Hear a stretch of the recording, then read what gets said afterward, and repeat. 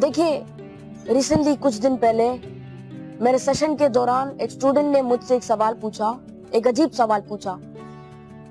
क्या आप मुझे ये बताएं कि हम डिफरेंट मोटिवेशनल स्पीकर्स को फॉलो करते हैं अपनी कैरियर के लिए, उनकी सेशन में हम हिस्सा लेते हैं। इंटरनेशनल स्पीकर्स हो गए या मुल्क के अंदर जो स्पीकर्स हैं, अपनी कैरियर काउंसलिंग के लिए उनके सेशन में हम हिस्सा लेते हैं। आप भी पूरे पाकिस्तान के विजिट करते हैं, तो आप मुझे ये बताएं कि वो कौन सा मोटिवेशनल स्पीकर है या वो कौन सा इंस्पिरेशनल स्पीकर है जिसको आप फॉलो करते हो और जिससे आप मुतासिर हो, जिससे आप इंस्पायर हो।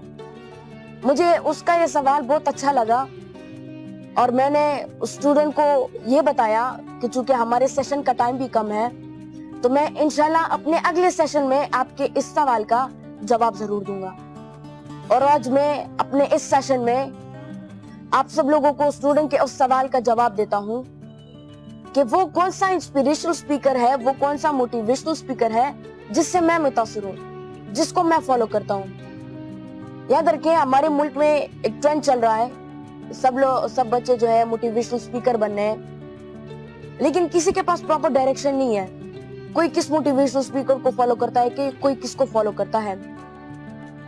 मैं जिस मोटिवेशनल स्पीकर को फॉलो करता हूं, उसको वो मगरिब जिससे हम इंस्पायर हैं और जिसकी जबान को हम फॉलो करते हैं और जिसकी जबान को फॉलो करके हम फख्र महसूस करते हैं, वो मगरिब उस मोटिवेशनल स्पीकर से इंस्पायर है और वो उसको फॉलो करते हैं। अमेरिकन एक राइटर है जिसका नाम है माइकल एच हॉल्ट। उसने एक किताब लिखी थी, that a rank of most influential people in the history, जिसके अंदर उसने पहले रैंक पर उसका नाम लिखा था कि ये दुनिया का अजीम तरीन इंसान है, दुनिया का बेहतरीन इंसान है जिसने इंसानियत के लिए काम किया, और वो है हमारे आखिरी नबी हुजूर सल्लल्लाहु अलैहि वसल्लम। मैं उनको फॉलो करता हूँ, उनकी जो हदीस है मैं उनके ऊपर रिसर्च करता हूँ।